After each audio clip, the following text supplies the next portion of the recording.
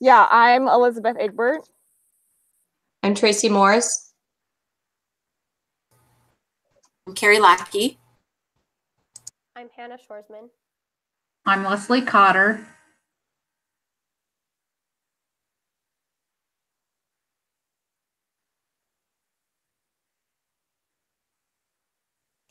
I'm Mike Wyatt. There you go. I got it. Okay, so I'll go ahead and start with the first speech. Do I just go? I guess. All right. Let's see.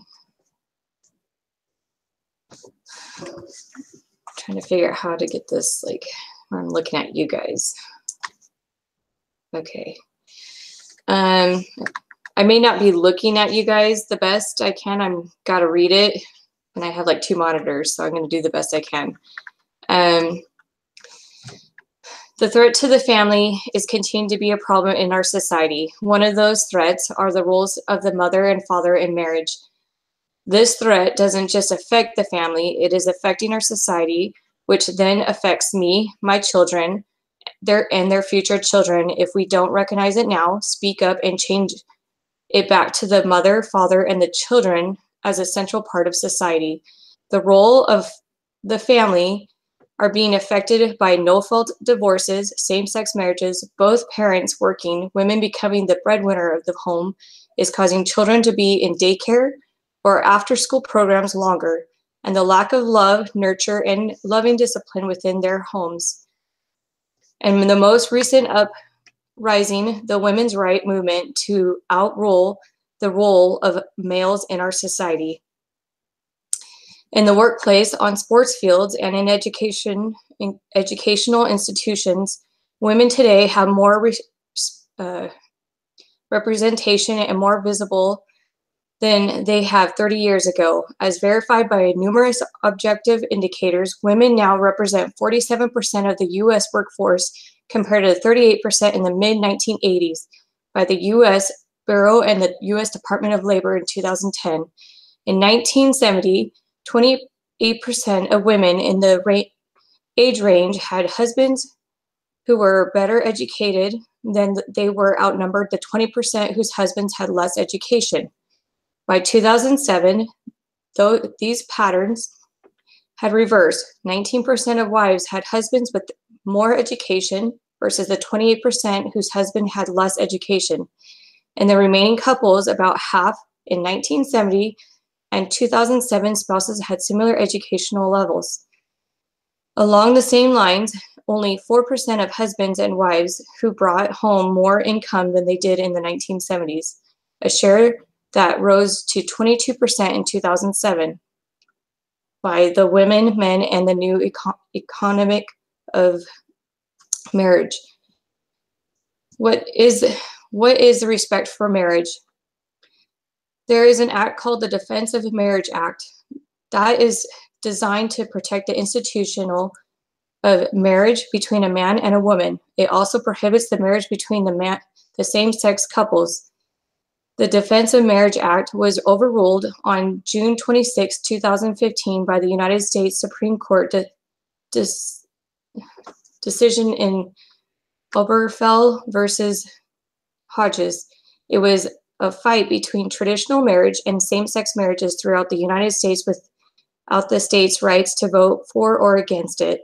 It was abusing power of the constitutional right as we, the people, to vote. There were 4 judges out of the 9 who fought for the respect of marriage. Those 4 judges have a similar view for the respect of marriage between a man and a woman, but also the respect for the Constitution of the United States, which was overruled. According to Justice Thomas, our Constitution, like the Declaration of Independence before it, was predicted on a simple truth.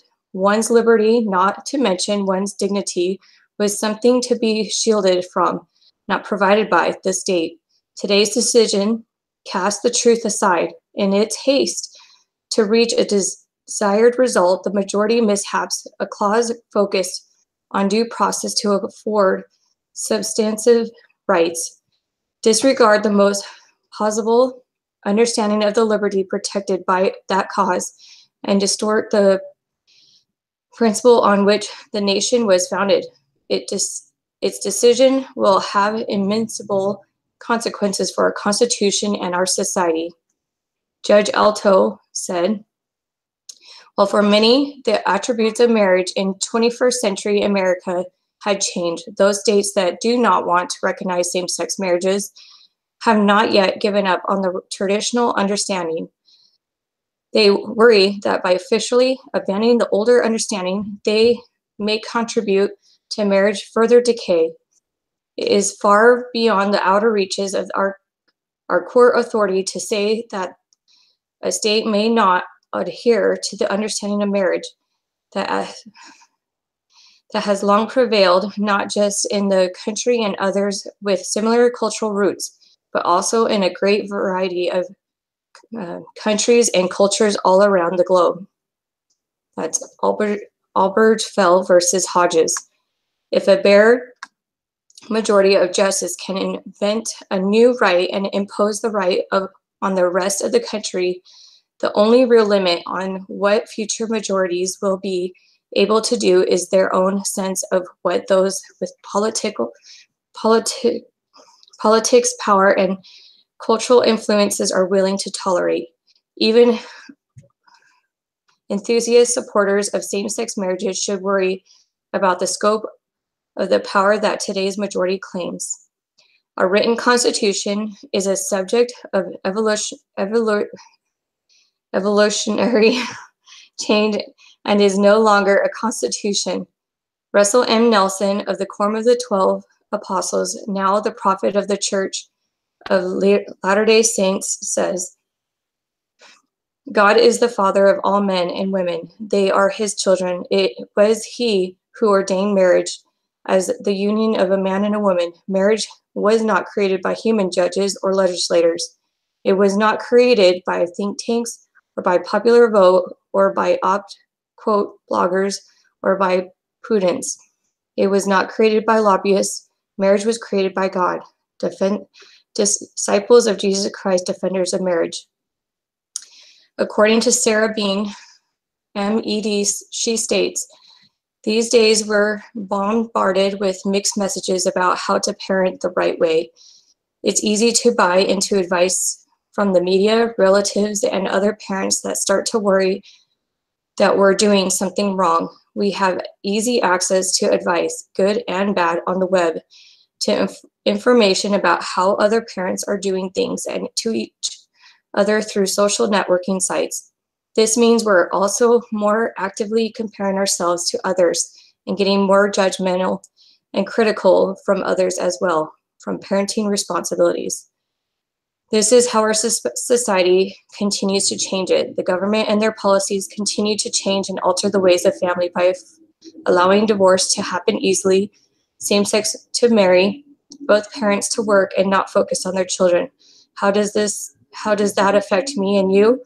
A teacher from the Parkland High School shooting in Florida, Ms. Rowley, states, "Until we, as a country, are willing to get serious and talk about mental health issues, lack of availability care for the mental health issue, lack of discipline in the home, horrendous lack of parental support when the schools are trying to control horrible behavior, schools like, 'Oh no, my kid, not my kid,' or 'What did you do to cause my kid to react that way?'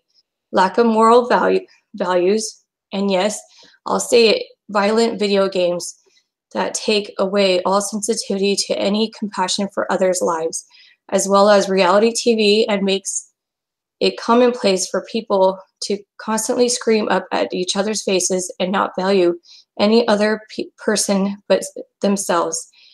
We will have a gun problem in schools. Our kids don't understand the permanency of death anymore." This is a great example of how the roles of mothers and fathers are affecting our society. It is creating problems with our children, and then it's causing a ripple effect in our own families, other family lives. We need to not let society, media, and protest other religions and legislators tell us how it should be for marriage. Let God give us the strength to defend mothers and fathers' roles in the home and the marriage for the sake of our children and future generations to come. Sister Beck states, our role in this is to teach children so that they don't misunderstand. We must be very clear on key points of doctrine, which we find in the family, the proclamation of the world. This generation will be called upon to defend the doctrine of the family as never before. If they don't know it, they can't defend it. They need to understand the temples and priesthoods by teaching the doctrine of the family. The threat of the family is continue to be a problem in our society. One of those threats are the roles of the father, the mother, and the father in marriage. This threat doesn't just affect the family, it is affecting our society, which then affects me, my children, and our future children. If we don't recognize it now, speak up, change it back to the mother, father, children as a central part of society. And that's it. Sorry, guys. I'm pregnant and I'm like I'm out of breath. That was a lot of great information. Sorry, I didn't time myself, so I hope that was enough time. So I timed it. You were at almost 10 minutes. Oh, sorry. No, that's okay. So my question is are we supposed to stop them at 7? Because it states it's not 1 second past 7 minutes. Yeah, I don't know. Because I mean, if we continue, we'll just on speeches we'll be at 50 an hour, and then 15 minutes for questions. We'll be here all day. So just Where does it say to stop? 7. It's between 5 minutes and 7, and not 1 second past 7 minutes. So Oh, well, I saw 5 to 7 minutes. If I ramble past that, stop me. But no, I thought, Tracy, I thought you did a great job. You were well prepared. Have one question. So how would you present that to, how would you feel that you would present that to your city council that aren't members of the church? That was the same question I had. That's why I asked it first. Yeah. I tried to add, where did my speech go? Hold on, let me find it. I tried to make sure that I added in there the Church of Jesus Christ of Latter-day Saints, and was a little more clear that he was the prophet that shared that information. Of course, I would tweak it a little bit and mention that it would, that this is my religion and this is what we believe in, or that this is what the Church of Jesus Christ of Latter-day Saints believes in. Sorry, I'm hearing an echo. Do you guys hear an echo? It's kind of making it hard to speak, but is that good? I don't know. So what recommendations would you offer if you were in front of a local council? What recommendations would you offer to help them solidify, traditional marriage over same-sex marriage? Basically that it's, it's obvious. That's basically what it's our foundation. I kind of talked about it a little bit. Even the judges talked about it when I was talking about the judges. They talked about the traditional of marriage and understanding that this is where we started out as, and why are we changing this? And why are we as a country going to the government, the federal government, to change this instead of going to the states to talk to the people about it? Instead, we're just jumping the gun and going straight to the federal to change all this, and when it's not their place to be doing it. It's not the Constitution to change that. It's the people. Does that answer your question?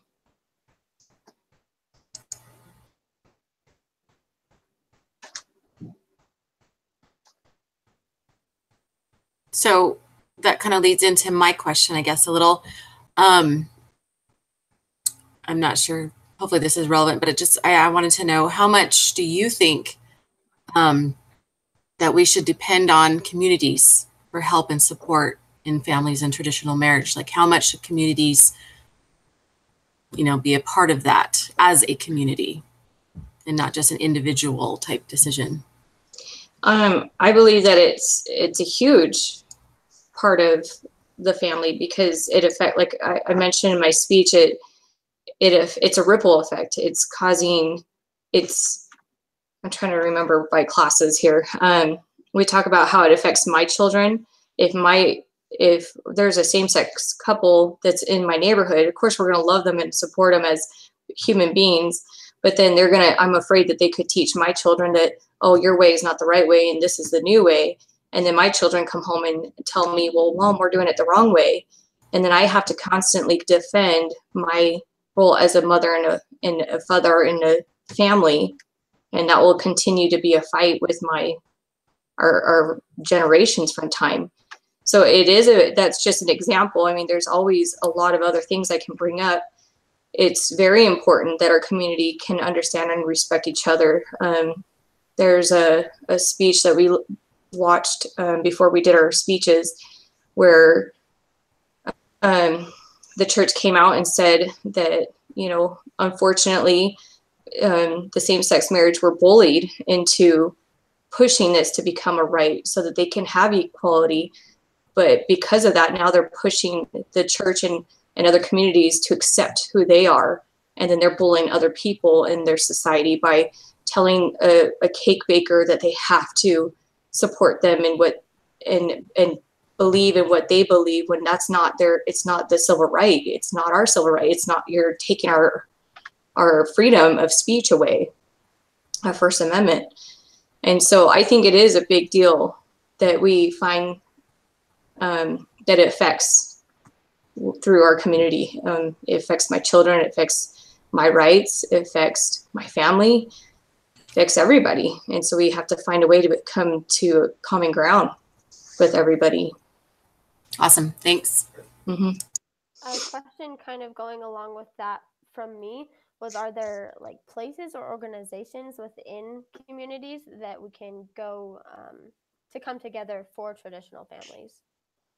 Does that make sense? I think I know what you're talking about. For traditional family, I mean, I guess the church is one. I love how, again, back to one of those speeches that we watched in a video, they talked about how he said that I think a lot of it is just religion. We used to think that the Catholic was the abominable church, and now we are allies with them because we all defend families right now. And so I think a lot of it right now is, I mean, even like the Islams, like there's a lot of people out there that we thought were our enemies are now becoming our allies, because they are really the only ones that believe in families anymore, and they're fighting for families. So yeah, just any religion, anybody that believes in Christ and God and the foundation of families. Does that answer your question? My question is, you said one of your suggestions that you offered was that we shouldn't let society and lawmakers tell us how marriage should be, which I agree with. Like, we need to understand marriage on what God believes it to be, and by individuals understanding that that's how marriage should be based. However, what do we do when lawmakers do tell, like, since they allow same-sex marriage now, they did tell us how marriage should be, and we don't believe that, but we have to live by that. What are your suggestions about what we do when the law does tell us how it should be? Well, right now it's already telling us that we have to accept it. What I fear is that it's going to continue to get worse to where we have to obey the laws. Now, from what I understand about that cake baker, when they ended up taking it to court, because the same-sex couple ended up taking them to court and suing them because they wouldn't pick a cake for them, because they were against them being they didn't believe in the same-sex marriage types of things. And they ended up finding out that they lost. The same-sex couple ended up losing.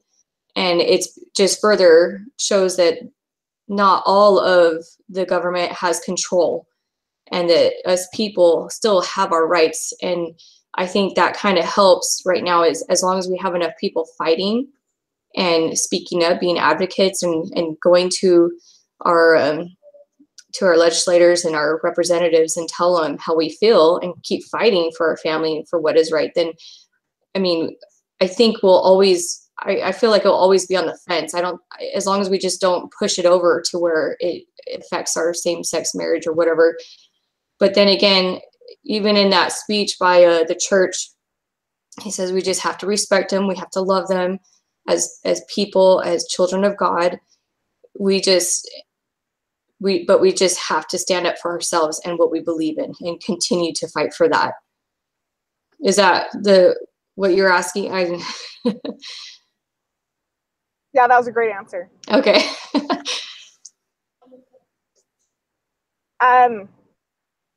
I think that's it for the question and answer. And I can go next because I'm going to then leave my car so I don't have to give out there. And then as far as the question and answer goes, do we want to have, I know it said to have everyone be prepared with a question, but do we want to have like 2 or 3 people ask questions for each, just to kind of keep it wrapped in on time? Yeah. I would agree with that. So Yeah. Because I think we'll have, so we need to trim this down. We can't have 20, 30 minutes on each person. I have another question. Sorry. Do I need to do a review on myself? Or is that you guys? Okay. Not, that's us. I think that's us. Okay, sounds good. All right, go for it. hey, good job, Tracy, by the way. Okay, so my speech is on cohabitation, just so you know. Cohabitation is defined as a couple living together and having a sexual relationship without being married. There are various reasons couples choose to do this. The most common among those being a desire to road test a relationship before committing to something as long-term in nature as marriage. Other reasons include physical and economic convenience, as well as fear of divorce. Many couples appear to believe that living together before will help them to choose more wisely before getting into marriage. And the emphasis on marriage just continues to decline. Cohabitation has increased by nearly 900% over the last 50 years. More and more couples are testing the waters before diving into marriage. 2012 census data shows that 7.8 million couples are living together without walking down the aisle, compared to 2.9 million in 1996. And 2/3 of couples married in 2012 lived together for more than 2 years before they ever waltzed down the aisle. So what has led to this increase of couples living together before marriage? Domestic partner benefits come from a policy which allows for employers and universities and other programs to offer benefits that used to be available only to married couples. The timing of domestic partner benefits correlates strongly to the decline in marriage. Where the union of marriage used to be celebrated, supported, and aided by society, it has become common for employers to give the same support to relationships, even if they are not joined or made official by marriage. 1/4 of employers offer domestic partner benefits, and the more successful the company, the more likely they are to offer these benefits. No wonder we have seen such an increase in cohabiting couples. There is no longer an incentive from society to get married, so these couples proceed to play home without first obtaining the necessary commitment. The number of unmarried couples living together has increased 10 times since 1960 and 72% since 1990. A lack of support and incentive from society is among the many reasons leading to this rapid decline of marriage. By offering the same incentives to those who are living together without being married, such companies, universities, lawmakers, and city council members diminish the institution of traditional marriage. While clearly our generation believes there are reasons to delay marriage trump the reasons to marry first, there are many striking factors which show the opposite. There are many reasons that marriage is more desirable than cohabitation. However, I'll just touch on a few. People who get married before cohabiting have children that are healthier psychologically and physically, have a greatly decreased likelihood of divorce, and enjoy a level of commitment that is certainly desirable because it leads to happier relationships and a statistically happier lifestyle overall.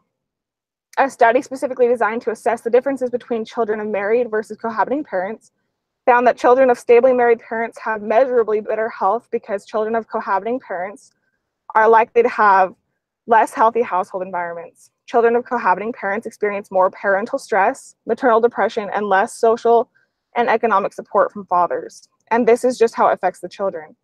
Many children born out of wedlock are unplanned for and therefore often unwanted. This starts out the difficult life of parenting on an unstable step, affecting the child's attachment style, ability to feel loved, and the parent's ability to prepare for such a life-changing event. A common argument for living together before getting married is that couples feel it allows them to choose their partner more wisely, as they can test the waters and make sure they have found someone they can live with long term. They believe this lowers their chance for divorce. However, so many statistics show that cohabitation before marriage correlates to a much higher rate of divorce. The United States Attorney's Legal Services Division on Divorce shares undeniable rates, just a few of which I will share. They show that marriages preceded by cohabitation are less successful than those that were not. And this relates to both divorce and marital happiness. The probability of a first marriage ending in separation or divorce within 5 years is 20%, compared to 49% for those who cohabited before marriage. What's the reason for this striking difference? Many who have studied the topic believe it comes from a lack of commitment early in the relationship. Because the relationship began on a ground where both partners knew there would be an out at any time, this mindset was far more likely to continue even after the marriage papers were signed. Traditional marriage benefits individuals and society in so many ways, economically, physically, and emotionally. Alternative relationships cannot match the success and happiness that comes from the bonds of matrimony. Carol Solberg of United Families International stated that cohabitation is a counterfeit form of marriage that does not serve the best interests of adults, children, or society. Society has to care about marriage because it involves a place where the next generation is being born and raised. Countless benefits are seen from marriage and parenting within that marriage. Relationships that involve the commitments of marriage have a greater chance for success, have positive and traditional values, bring about personal ethics and morals, and strengthen bonds between man and woman. Children of a committed marriage relationship are healthier, more productive, and more responsible, values that are vital to our society. Men become better in the bonds of matrimony because they feel more obligated to live and sacrifice for their family. And this naturally increases trust, reliability, stability, joy, and affirmation. Women are happier because they are far more likely to have a stable home and partner who is faithful to her and who is more involved in the rearing of their children. The partnership and subsequent happiness that come from the commitment of marriage cannot be replicated in any other form of relationship. Given the right communication prior to marriage, everything that needs to be known to build a strong foundation for marriage can be known, and the results of living together without marriage will be lessened. Because of society's interest in the benefit of marriage, it is only fair that society would play a part in better offering incentives to those who are married. Domestic partnership benefits should be done away with. As individuals feel they are offered more by society to get married, they will do more to ensure that they find a way to make that relationship work and last, thereby giving back to society. Despite the growing trend of cohabiting before marriage, the ultimate effects of such a trend are only beginning to be seen. A decline in marriage correlates to a decline in society. It is so necessary for us to strengthen our marriages, to desire and build the commitment that comes only from a marital relationship, and allow society to reap the benefits of our sacrifices to make marriage work.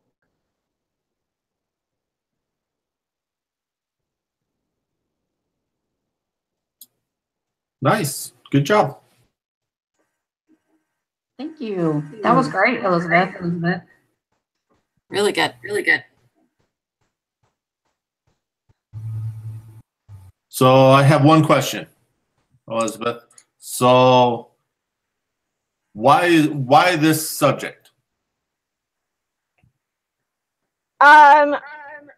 I think the statistics on it are crazy. I read about them last semester in one of my classes, and so I've thought about it a lot. My husband is a divorce attorney, and so we think about marriage all the time and how to make it work, because he sees people all day that come into his office, and he also sees a bulk of who he sees is people that come in that aren't married and are dealing with the effects of having kids together, and they're miserable. Their kids are miserable. Their relationships aren't working out, and if they had worked to make that marriage work, it would have been a lot better for their kids and their relationship. So that's why. Okay, thank you. Okay, I have one question. Is there a place or a website or something like that that people can go who are thinking about cohabitating to grab those statistics that you gave? Yeah, there was there was one place that had all the statistics. It was awesome. Like, it was the U.S. Attorney Legal Society, I think, that just had it lined up like that and had a section on cohabitation. And then also a place where I found a lot of information was on the United Family International website, which we've gone to for a few different things. I just typed in cohabitation, and there's so many resources, and in each of those they have statistics and explanations and different topics, like how it relates to children. And so it was like an awesome resource because it talked about everything. I have a quick question. I don't know if I just missed it, but what was one of the law, policies, or programs that you mentioned? So that was the domestic partners benefits. Got it. Program, yeah, that allowed for people who aren't married to get the same benefits as people who are. That's what I was looking for. Thanks.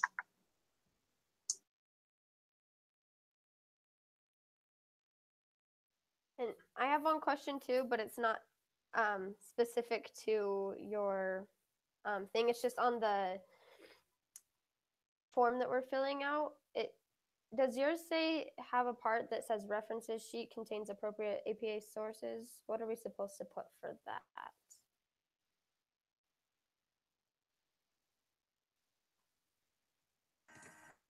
I don't have that on mine. Okay, I might have the wrong form then. That's fine. Thanks. So Elizabeth told us to go to where she posts her announcements, and there was a link right there to the peer review form.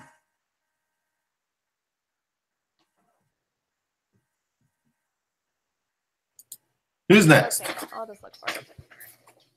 I would love to go and get it out of the way. All right. Is that okay? All right.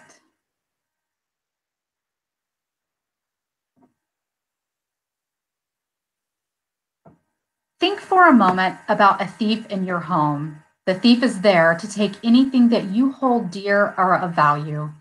Imagine this thief moving around your home. He touches your things.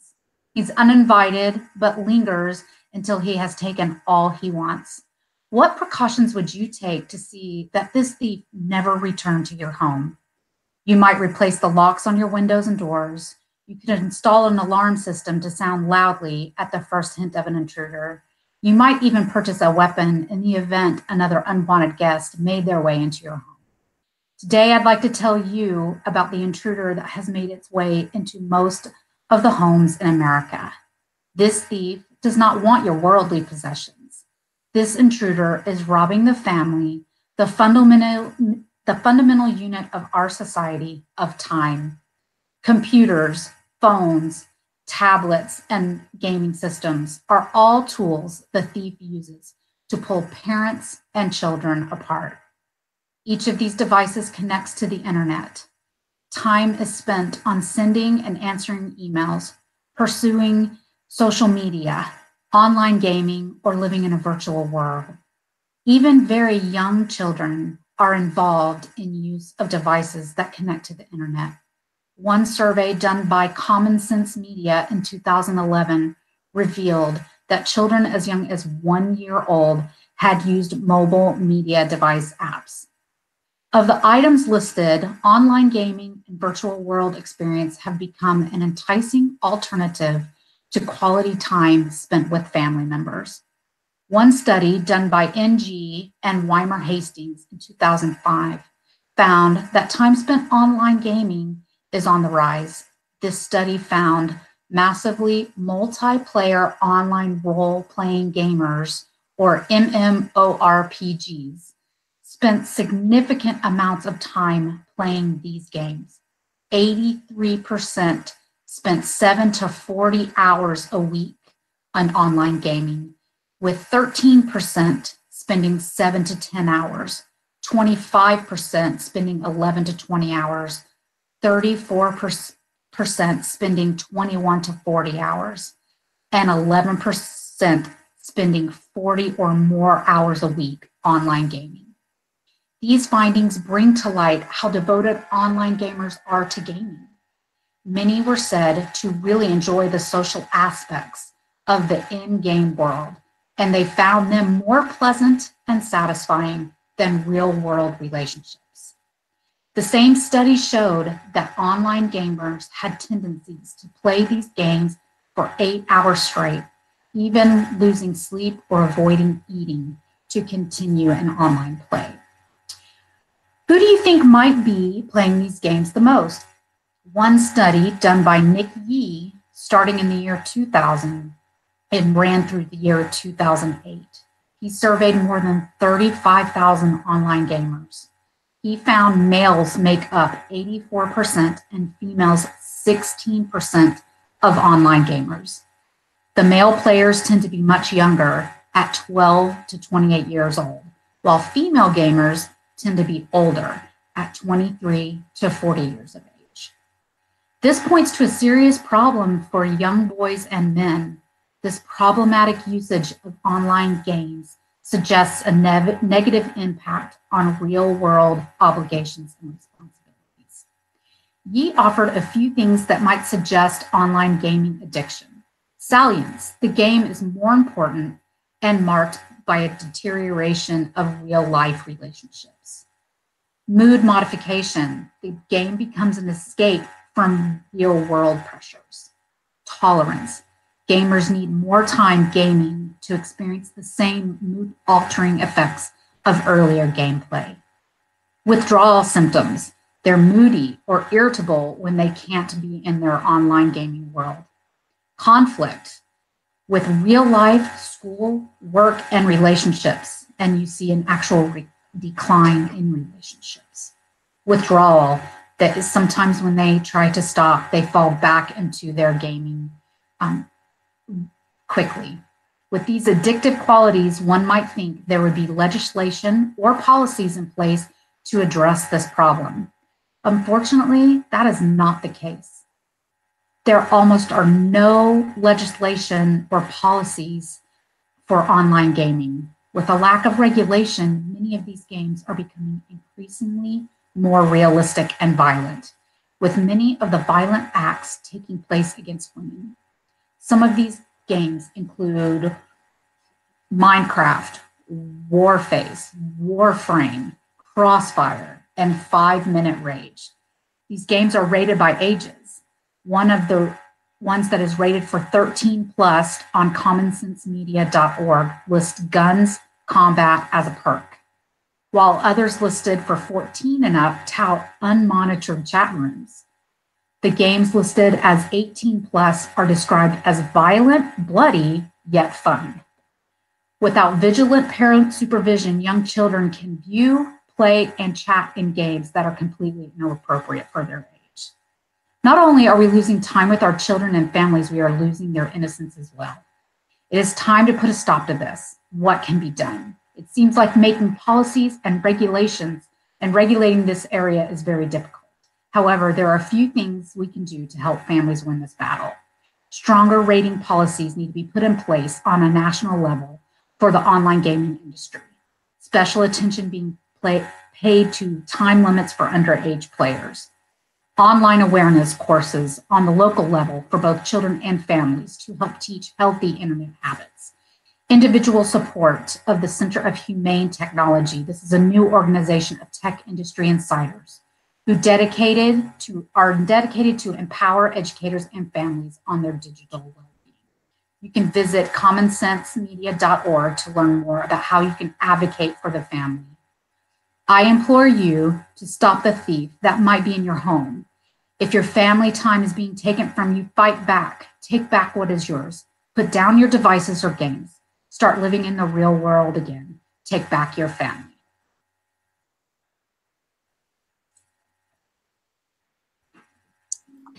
Very good. Yeah, that was really good. Thank you. Leslie, my question is kind of like Mike's. I liked his question. Why did you choose this topic? Is this something that you've dealt with or seen? So I work a lot with youth, and I see more and more that and especially the teenage boys, are not coming to activities. They're not doing things. They would rather stay home and play online games instead of have real live relationships.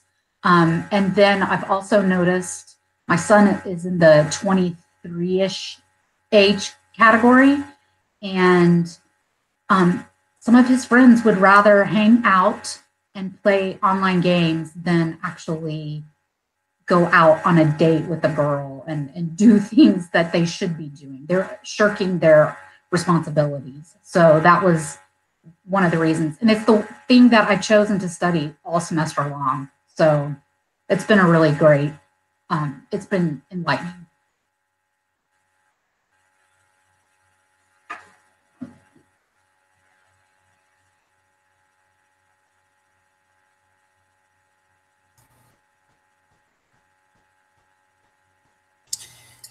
So my question,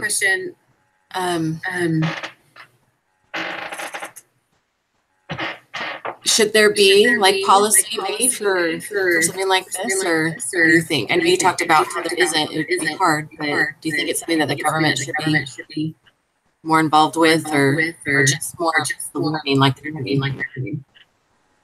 So honestly, I'm not really sure that I believe that the government should truly be involved in lawmaking on this.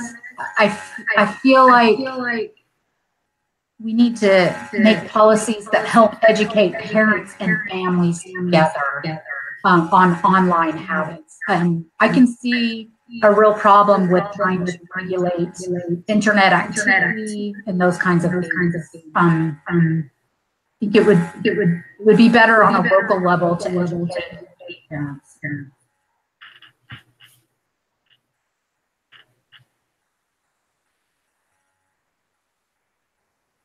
Sounds great. Who would like to go next? I don't, unless somebody's got another question. I'll go next.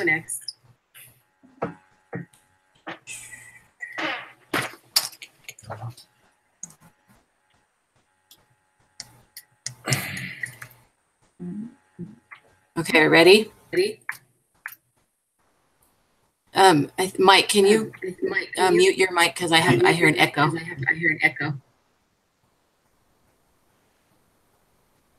Okay. Okay, mine is on radical feminism and the harm it causes families. All right, I would like to thank you for this opportunity to speak with you concerning about this concern I feel is critical towards families and society. My concern is the direction the feminist movement has taken in regards to women here in America. History has taught us the women's rights movement, also termed feminism, is defined as the search for rights, opportunities, and identities women believe they deserve. Women, most notably Elizabeth Cady Stanton and Susan B. Anthony, fought for the right on securing equal rights for women, with gaining the right to vote being their primary goal. They also sought equal rights with regard to education, employment, and politics.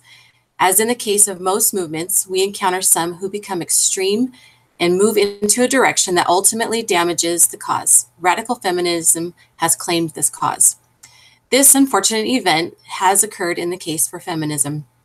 The original cause and movement involved women who believed and fought for the right to be heard and listened to, but not in a way that would harm or change the natural way of life. We are eager to give, bless, and teach our families, our societies, and our world. We are women who want to be women. We are not ashamed to feel a natural instinct towards nurturing. Our feminine traits are what define and separate us from our natural opposite, man. We seek for human rights that should be given to all law-abiding citizens. This great nation was created for this very purpose. This nation was also created to protect what the founders thought important then and is still important now. Freedom to live in a society where families can flourish and build strong communities. What builds strong communities? Strong families. Families are the foundation of society. How do we produce strong families? We start with strong marriages. Unfortunately, one of the strongest points of radical feminism is an aggressive stance that women don't need men. One radical feminist, Samantha Cox, has gone so far as to publish 11 reasons why women should not even bother getting married. Her reasons are, despite the modern PC sheen of inclusivity and equality, marriage is still that same old patriarchal institution. Marriage benefits men and not women. Being a wife sucks. If you're getting married thinking you'll never be lonely again, buckle up, because marriage is totally isolating. The sex stops being good. When you're not married, you can leave your man at any time. Getting divorced is difficult and annoying. Getting married doesn't make you an adult. Weddings are overrated. If you want to get married to lock down your man, don't worry. You can always find another one. And last, why not just be a spinster? These and many more outrageous claims are influencing the minds of impressionable young women, an influence that will affect a generation of future mothers and family structure. Why is there a growing population of women who are turning away from and are even embarrassed of the fact that women are naturally feminine and with motherly instincts? Our bodies are designed to bear children, a fact that cannot be erased. There are too many women who believe their only worth is what they contribute outside the home.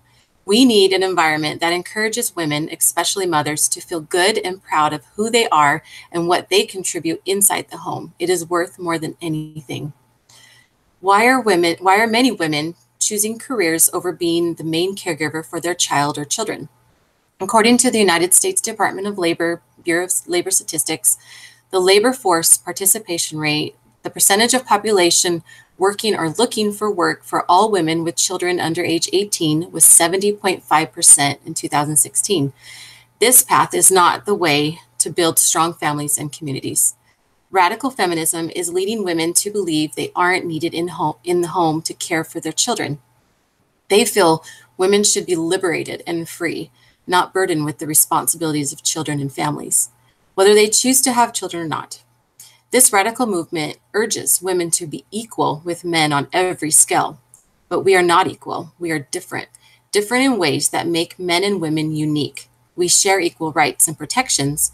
We contribute to society in equal ways. But men and women, side by side, create families and should give equally to their families in love, compassion, comfort, and care. Of course, this is possible if both parents work or when there is only one parent, but is it the best way for children? Is it the best way for men and women? I would argue that it is not. Our country needs to encourage an environment that celebrates feminine traits and motherhood, an environment that also encourages men to feel confident in their potential. The traditional family structure of both a mother and father in the home is still the norm, but according to marriage and child well-being research and policy perspectives, the living arrangements of children have become increasingly varied and unstable. Many women are choosing different paths leading towards full-time work, single motherhood, or childlessness. Research from the U.S. Census Bureau shows that over the past decade, evidence on the benefits of marriage for the well-being of children has continued to mount. Children residing in two biological parent married families tend to enjoy better outcomes than do their counterparts raised in other family forms. The differential is modest, but consistent and persistent across several domains of well-being. Children living with two biological married parents experience better educational, social, cognitive, and behavioral outcomes than do children on average. Bruno Bettelheim, an esteemed child psychologist, once wrote, "The security of the parent about being a parent will eventually become the child's feeling of security about himself. Children become what they are in large part because of the confidence and competence that parents find and create in the parental experience. An effective parental partnership is perhaps the single most crucial factor in achieving that goal. Likewise, for children, the most important element in their becoming healthy, solid, and secure individuals is having two parents who formed and forged an effective parental partnership. Parenting, like marriage, is a proactive process that couples must think through together, creatively sustain and nurture as an entity in itself. An effective parental partnership is one where parents unite to offer their children an ongoing experience where both their individual and parental partnership roles combine, support, and mutually enhance each other for the child's benefit." Another harmful agenda from radical feminism is the HHS mandate, On July 2nd, 2013, the Obama administration published a final rule mandating contraception and sterilization coverage in almost all private health plans nationwide, with an extremely narrow exemption for some religious employers. The mandate forces coverage of sterilization and abortion-inducing drugs and devices, as well as contraceptions, along with counseling and education to promote them. Though commonly called the contraceptive mandate, the federal mandate also forces employers to sponsor and subsidize coverage of female sterilization, and by including all drugs approved by the FDA for use as contraceptives. The mandate includes drugs that can induce abortion, such as Ella, a close cousin of the abortion pill. This government policy is purely individual and anti-family. It's addressing a symptom of a greater problem connected with radical feminism and their desire for sexual freedom without boundaries or consequences. Our Constitution was created to protect the people and secure the blessings of liberty to ourselves and our posterity, a posterity that is shrinking because of mandated policies such as this, a policy that has no business being forced into the lives of every American and should be terminated. Modern radical feminism believes they are improving the lives of women, but in reality, their agenda and motives are harming women, families, and ultimately generations.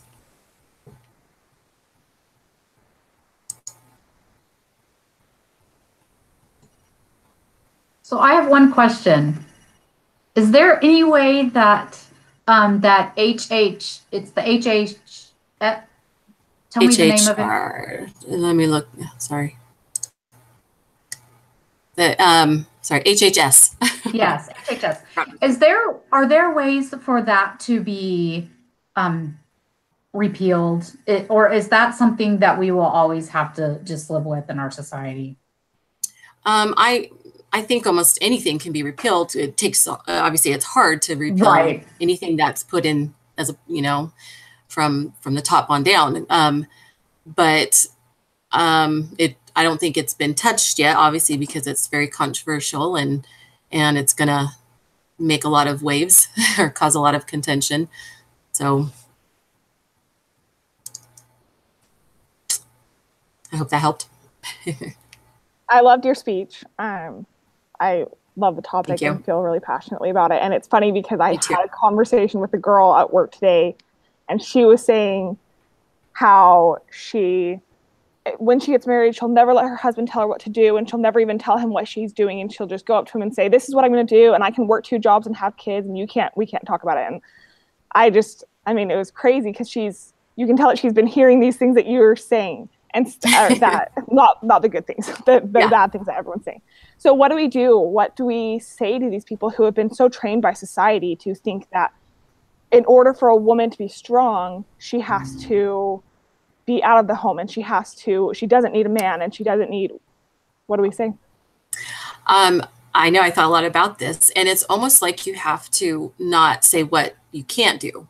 That's why I pushed more of this on the positive aspects of mothering and the feminine part of, being a woman. Why be ashamed of it? It's important to differentiate men and women, and there's a reason, and it's awesome, and so people don't want to be told what they can't do. They need to be reminded of what is good about the positive things of being a mom, being a wife, and just, yeah.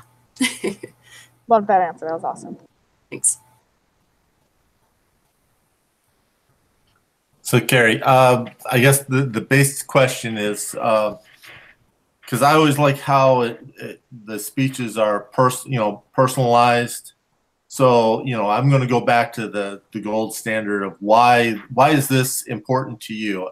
And I know I'm walking into a minefield with all these women in this group, but I'm going to do it anyways. No, that's perfect. Because I actually picked this because of my last persuasive paper that we wrote. And it was actually, can you mute your mic again? I'm just hearing myself. It is distracting. I wrote it I started with the personal story about my mom and how, I come from a family of 9 children, and my mom then had brought in foster children. And I saw the importance of motherhood, of mothers in these children's lives that didn't have that good family, you know, structure. And then she went on to take care of families that lived in our community or within our church area, kind of, I guess, that lost their mom due to like cancer and stuff. And she just had a huge impact on these children. And like in my paper, I even say to this day, they call her Aunt Dorothy. And I just think you cannot discredit the importance of a mom, you know, at all. It needs to be, and I even said this in my paper, it needs to be shouted louder than the feminist movement of how important motherhood is and the importance of mothers in the home.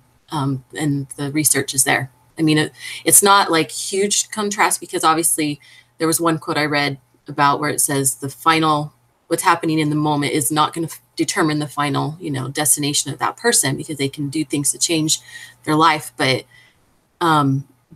it does matter, you know, in the moment. And I think it does matter a lot, to be honest with you, from what I see as a mom.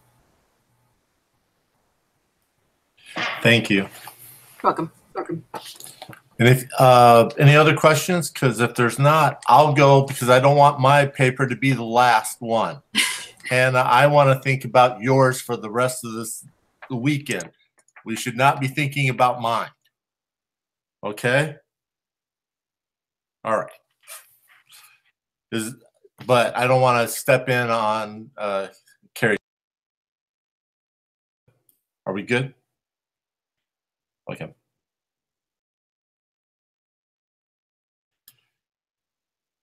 Good morning, ladies and gentlemen. My name is Mike Wyatt. I'm a student at Brigham Young University, Idaho, and I've come here to speak to you on the importance of classifying pornography as a health risk. To most of us, sexuality is a private subject and is not to be discussed in mixed company.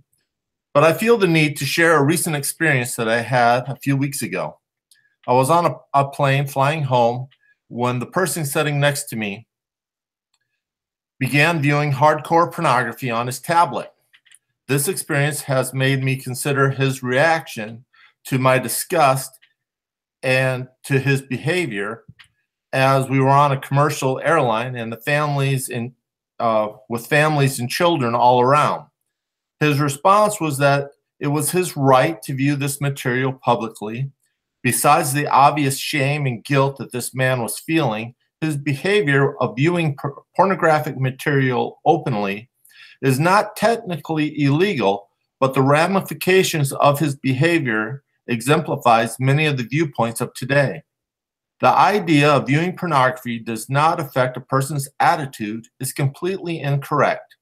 Anyone and everyone who views pornography is susceptible to changes in attitude, up to and including compulsion and addiction. Like drug use, pornography is an escalating addiction for many people, adults and children. Over time, the user becomes desensitized to the soft porn images that previously were considered shocking. Users seek out more deviant materials to obtain the same effect. Soft porn media contains numerous teasers that whet users' appetites for and draw them into more deviant material. Empirical research suggests that when experimental subjects are exposed to repeated presentation of hardcore, nonviolent adult pornography over a 6-week period, they developed an increased callousness toward women, trivialized rape as a criminal offense, developed distorted perception about sexuality, developed an appetite for more deviant, bizarre, and violent types of pornography, devalued the importance of monogamy and confidence in marriage as a lasting institution, and viewed non-monogamous relationships as normal or natural, as stated by Professor Hyman from Western Michigan University. It is obvious that the repeated viewing of pornography has a long negative effect upon the user that only escalates through repeated viewing. Many in society today would say that viewing pornography is private and is a victimless activity. As standards of decency decline, the treatment of women and children deteriorate as well. Marriage and families break down and sex crimes increase. In nations where availability to pornography has multiplied, rapes and sexual assaults have increased dramatically. Social science research shows that pornography can inhibit viewers' contempt for rape. Compulsive viewing contributes to addiction to pornography. History has shown that high percentages of rapists owned and viewed vast amounts of pornography recorded by police records and testimonies to courts and commissions. The victims of sexual assault will confirm that nothing can good come from pornography. Marriage counselors are seeing a dramatic rise in troubled marriages and divorce related to pornography.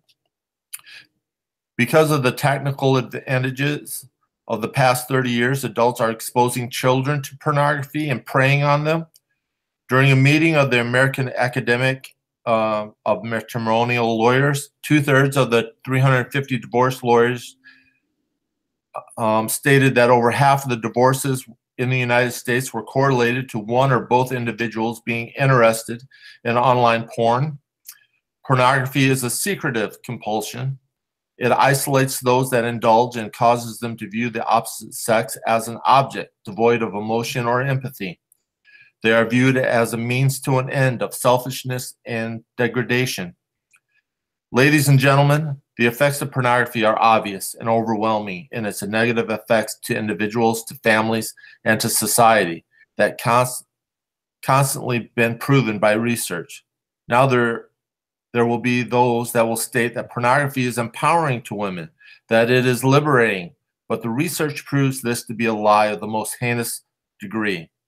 As this multi-billion dollar industry that is built on the blood and the innocent, that crushes and enslaves countless lives for the simple purpose of obtaining money, then there will be those that will state that violence is not correlated to pornography, such as Democratic Representative Carlos Guillermo Smith of Florida, who questioned why the Florida House did not take up the bill on high-capacity magazines and assault rifles by stating, "Has anyone ever been killed as a result of health implications of pornography?"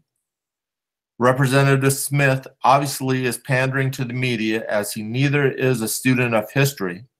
As Ted Bundy stated in his final interview, that pornography led him and inspired him on his bloody path. Ladies and gentlemen, it is time to act before we are acted upon. I urge you to investigate and scrutinize the effects of pornography in our state and to classify it as a health risk, as 6 other states have done before us. We are Californians. We lead the nation. Let us lead now by protecting our most valuable resources, our children and our families. Thank you.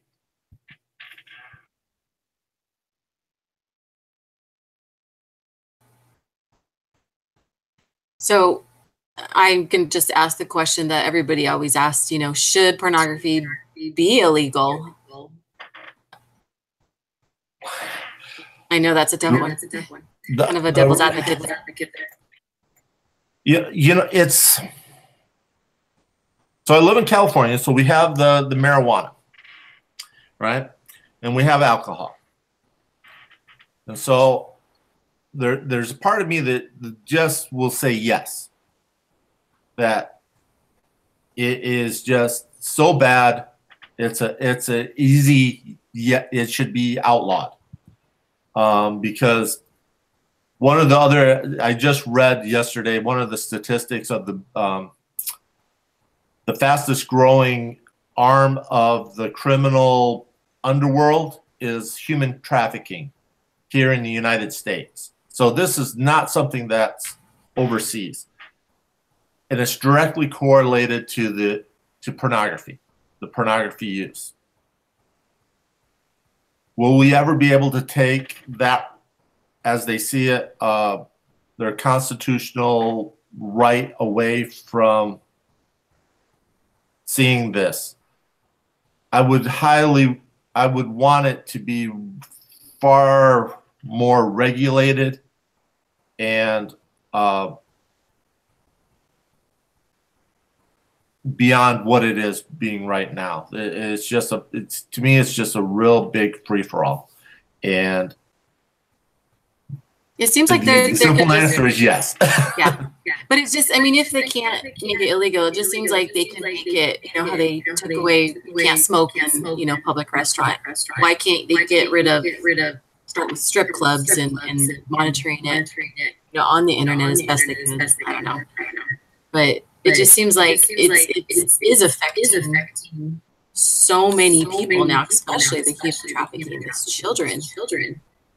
Well, that's the interesting question, because we have these outrageous events with school shootings, for example, and they're horrible. These are the horrible events. And we all can agree on that. When we get to this, and it's you know, part of it is you know, sex in a marital life is a normal, natural occurrence. It should be. When we start talking about regulating that, then we start getting dicey, if that makes any sense. And so that's where people really kind of, you know, it's the notion of, well, it's love. They're expressing love. And there's nothing, I mean, the data just shows that's a complete lie, and it's so different anyways. But that's the lie that's being perpetrated right now. And I don't think we'll see the result today, 20 years from now, in the families regarding this subject. And it's always that trickle down effect. So yeah, I think it would be really easy, like England just passed that they put safeguards on pornography on the web there. And so if you were going to look at it, you had to sign in, you had to pay for it. So I'm not opposed to that kind of stuff. And that would be like a taxation on it.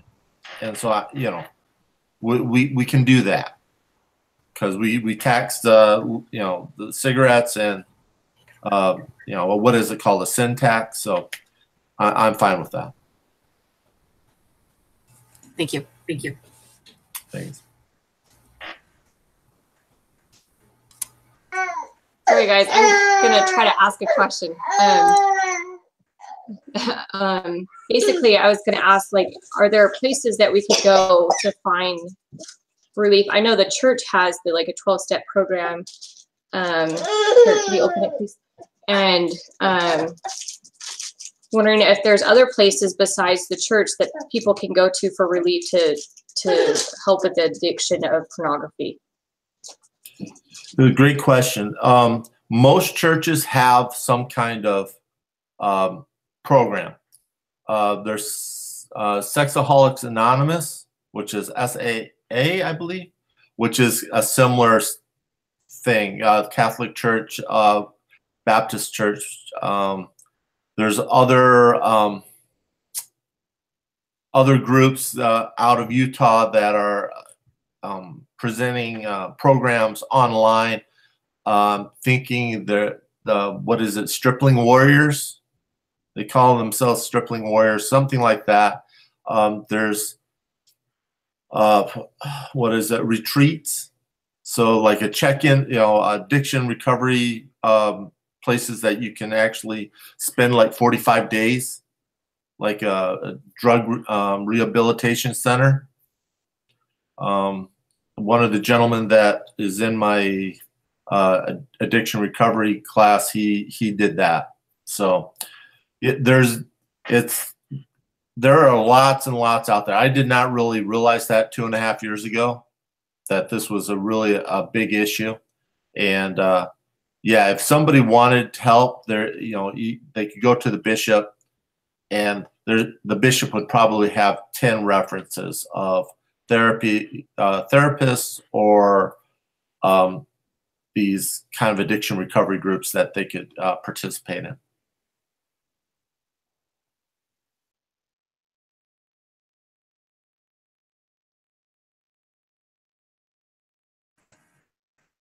See, that's why I didn't want to be the last one, because this is a horrible subject. So I do have one question, and this may be a little down a rabbit hole, but you know, I was with my son one time and he was typing in something for a school project, and boom, on screen pornography. What's the best way to teach our kids? What do we teach them to do when something like that happens? Because it does happen. Well, the church has come out with a great website for that, right? For parents, when they say, but as parents, Elizabeth, Hannah, as parents, do not freak out. Number one rule, don't freak out, don't scream. Even if you catch your kids viewing it, do not scream and go bananas. You want them to trust you and feel safe around you so that they can open up to you. Call it for what it is. Turn away, go tell someone. Because these people, I mean, this is an industry that makes more money than all the studios put together make in 1 year. Okay, the Hollywood puts out about 400 movies a year. Pornography puts out about 11,000 movies a year. And so it's really hard to get my mind around that. But it's that, recognize what it is, call it for what it is, turn it off, turn away from it, and tell somebody. And to realize, as you are dealing with your kids aren't telling you 60% of what they're doing on the computer. Don't care. They know how to delete things. So, okay, so be in tune with the Spirit, and you'll ask the right question. And it may take a year for you to finally wear them down enough that they'll tell you what's going on.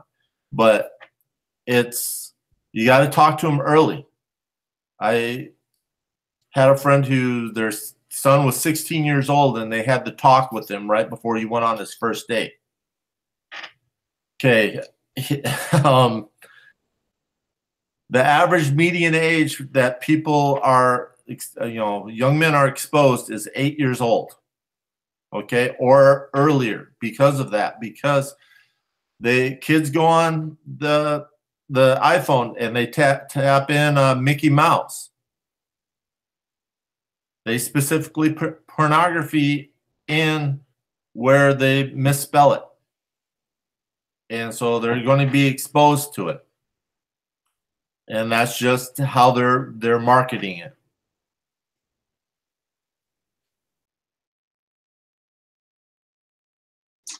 Really quick, I was going to say that actually in the, what do you call it, the Disney's, if you ever look up Disney characters, they'll talk about how they slip in little sexual innuendos. Anyways, just thought you would add a little tidbit there.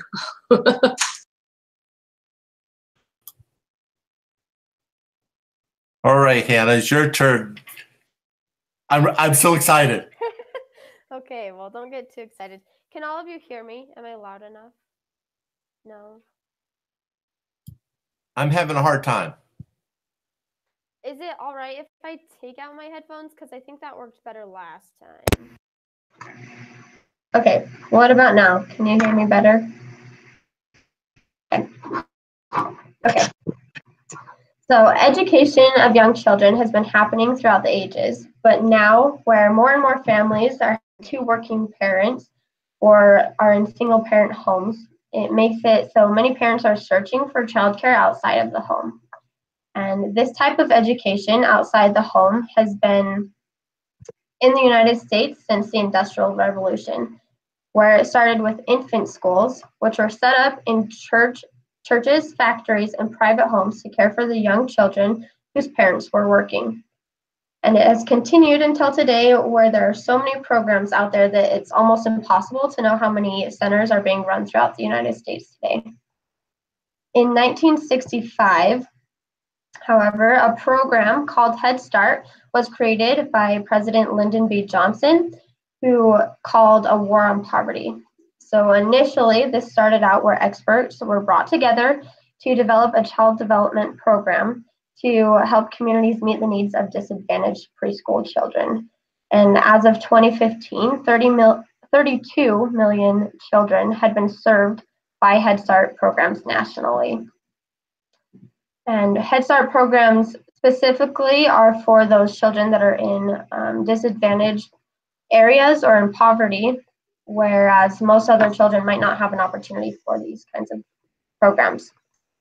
On Head Start's website, they state that every child, regardless of circumstances at birth, has the ability to reach their full potential. And that's kind of their program statement and purpose.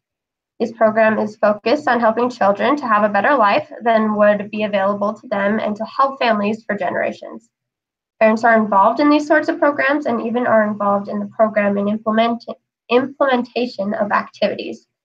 Parents serve on policy councils and committees that make administrative decisions, participate in classes and workshops on child development, and they even volunteer in these programs. Because this organization is government run and operated, it is also regulated. So many of the same child development guidelines that were followed in the beginning from the very start of Head Start are still followed today. But not all programs are regulated in the same manner, and Head Start is not available for every family. All a program has to do to open its doors and be licensed is to be licensed to the state it is run in. So according to, since I'm from Idaho, I turned this to, according to the Idaho legislature, a basic daycare license requires a program to have safety and health inspections, criminal history checks for all staff and others over 13 years of age at the program, have on record immunizations of children in the program, and training of staff and director of about 4 hours a year. These requirements are pretty minimal, so leaving out things like what about the child's care or their development and learning. This is where poor early childhood education comes in as a problem. So I'm currently doing my internship at a daycare that provides all-day services for infants, toddlers, preschools, and for children after kindergarten through, I think it's 6th grade. On the outside, this program looks pretty fun, and there's a lot of talk about what the program does or stands for, but it doesn't usually trickle down to the teachers and then to the children. I've been there for about 4 months now, and some things that I've tried to help implement are structure of the environment, such as having schedules, doing play and learning activities, and using resources available in the classroom, such as books or other materials like Play-Doh and paper and coloring and things like that. Also implementing health procedures like hand washing before and after meals and after diapering, and training for new employees, as well as updating training with current employees. There's little to no training on what is developmentally appropriate for these children. So these children are basically watched playing each day as they come to the facility. With that being said, I don't think this is the only program with this difficulty. Studies by the Eunice Kennedy Shriver National Institute of Child and Human Development have shown that most child care settings in the United States provide care that is fair or between poor and good. And children who attend high quality childcare have better outcomes than those children who attend lower quality childcare. One major factor contributing to the high quality childcare is if the program abides by regulations. The NAEYC, or National Association for the Education of Young Children, was founded in 1962, and their purpose is to improve the quality of care and education provided for young children in all types of preschools, kindergarten, child care centers, and school-age care programs. The NAEYC has their own accreditation, which programs can go through, and it's a rigorous 4-step process to becoming accredited and affiliated with NAEYC. So some of those things are, they have 10 specific standards that must be met in regards to relationship, curriculum, teaching, assessment of children and their progress, health, safe staff competencies, preparation and support of families and community relationships, the physical environment, and leadership and management. These standards are set up in a program that helps children to grow in all sorts of domains, such as physical, emotional, cognitive, language, and social. On the individual level, families can be prepared to go to programs and see what they offer to their children. They need to be know about what is there and what is available for the child's growth and development. Parents can get involved with organizations such as NAEYC and be affiliated with them to make it so programs in the community need to be accredited, so they are offering quality to our young children.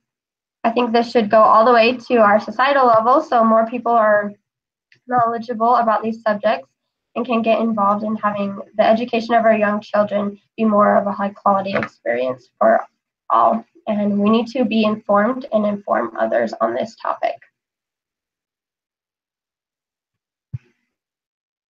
So that is what I have. Do you have any questions? Fantastic.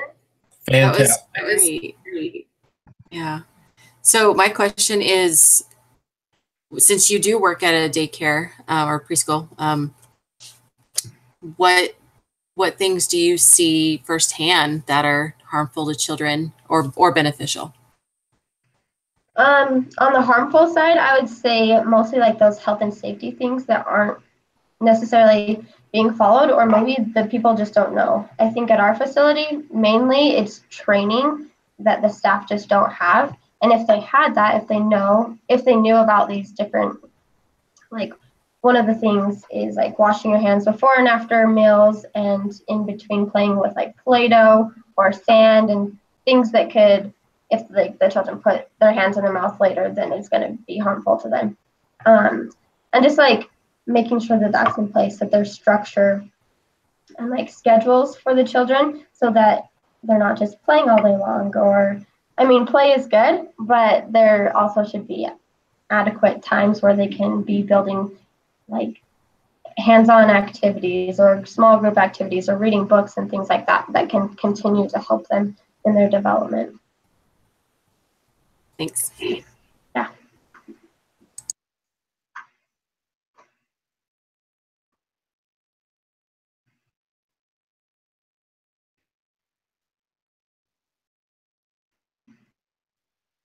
Does anyone else have questions? So if you were a stay-at-home mom, would you put a child in a Head Start program? That's a good question. So for Head Start, you have to meet specific requirements to even have your children put in it. So like you have to be making a certain amount of money or below. And so not even every child would be able to go into a Head Start program. But from kind of the research that I was doing, I took it from the standpoint of Head Start is a program that's being regulated. And so there's people looking at it to see, are they meeting these requirements? And going to check off, basically checking off those things on the list that would help it to be a better quality program than others that might just be licensed only. And so I think if a Head Start program was the only thing available, I'd probably put them, or if it was a Head Start program or like another daycare that's just plain licensed through the state, I would definitely put them in a Head Start program just because there's that structure and things like that.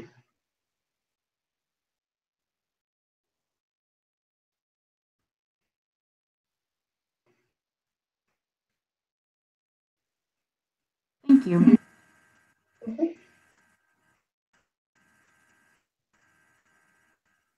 Thank you, Hannah. I thought you did a wonderful job.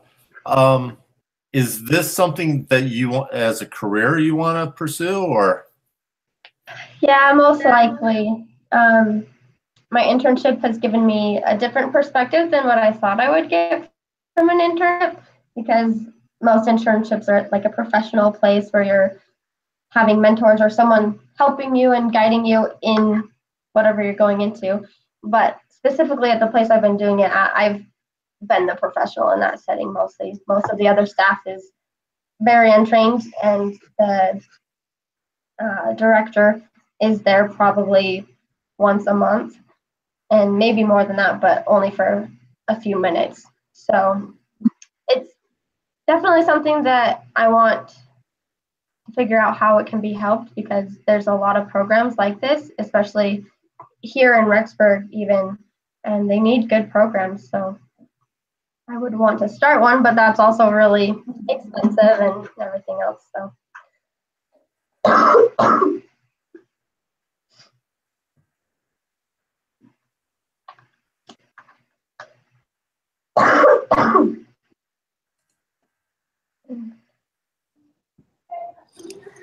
Okay, does anyone have anything else, or, well,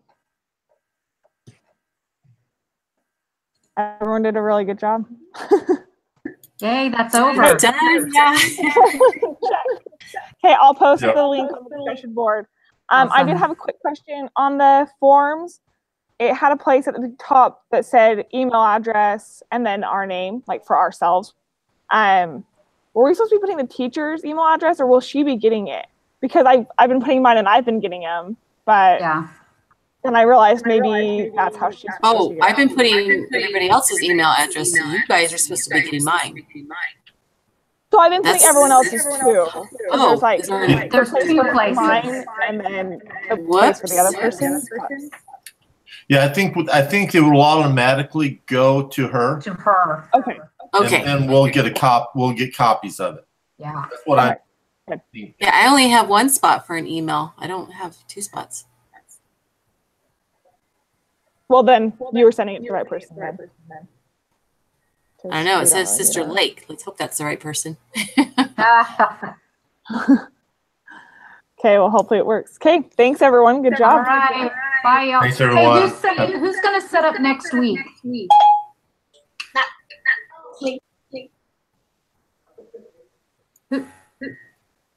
I was last week, so I can do next week. Yeah. Then we'll be back to Wednesday. Yeah. Okay. Well, what time? What time was it? Was 1:50 okay? 1:50. Yeah. Okay. Yeah. I have a question. Elizabeth, did it record the whole thing? Because the last ones they cut off like at 25 minutes.